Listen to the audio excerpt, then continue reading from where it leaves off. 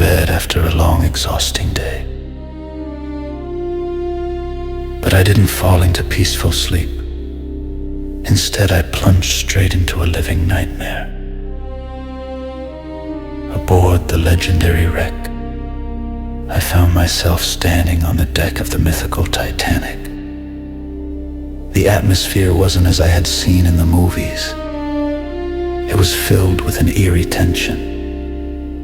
The night was pitch black, and cold wind swept across the deck carrying inaudible whispers. The passengers wandered with pale faces as if they sensed an imminent danger. The strange thing was that I felt a deep familiarity with the place, as if this fate had been waiting for me. Suddenly, a violent tremor struck the ship. It wasn't the usual sway of waves, but savage. Powerful blows shaking the massive hull. Passengers screamed in terror with every strike as objects flew around. Everyone thought we had hit an iceberg, but I saw something else through a large window overlooking the sea.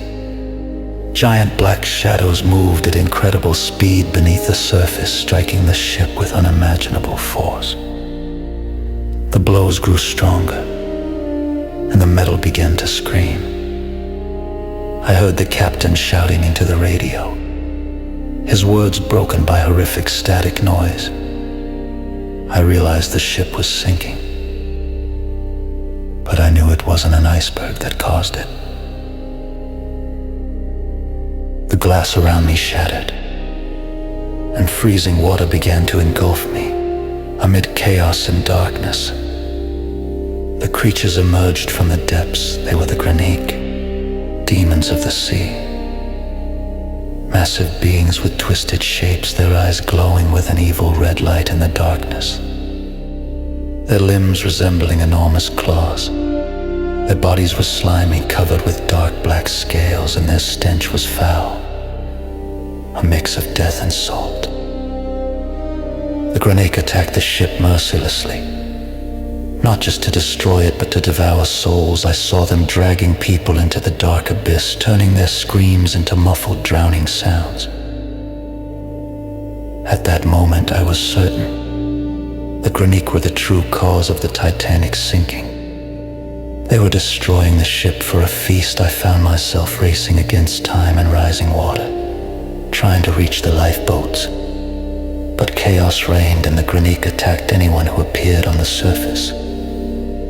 I saw their long arms snatching passengers from the boats and throwing them back into the freezing sea. I felt the deadly cold and a crushing despair as the ship slowly sank beneath the surface, overwhelmed by the Gharaniq's claws. I heard whispers rising from within the water. The Gharaniq was speaking in an ancient, sinister language, inviting me to join them in the depths. I woke up terrified, my body trembling and drenched in cold sweat. The image of the Gharaniq burned into my mind. I struggled to distinguish the reality of my room from the nightmare of the ocean.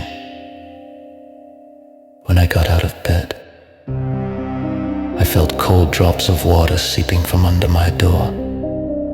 I opened it to find the floor slightly wet, and a faint, strange smell lingering. The scent of deep, salty waters. I looked into the mirror and saw my eyes bloodshot, as if they had just witnessed horror itself. I realized this dream wasn't just a passing nightmare, but the beginning of a terrifying reality seeping from the depths of the ocean into my life.